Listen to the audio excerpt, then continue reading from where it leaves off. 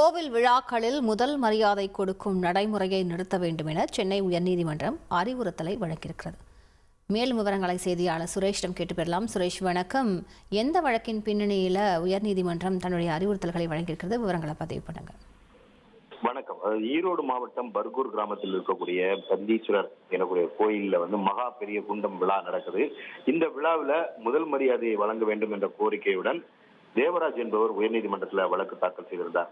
அந்த மனுல கோவில் வழக்கப்படி, கோவிலுடைய மரபுப்படி தங்களுடைய குடும்பத்தினர் தலைமையில தான் சுவாமி ஊர்வலம் நடத்தப்படும் என்றும், தங்கள் குடும்பத்தினருக்கு தான் முதல் மரியாதை வழங்கப்படும் என்றும், அந்த வகையில தனக்கு இந்த முதல் மரியாதை வழங்க வேண்டும் என்று தேவராஜ் கேட்டுக்கொண்டிருந்தார்.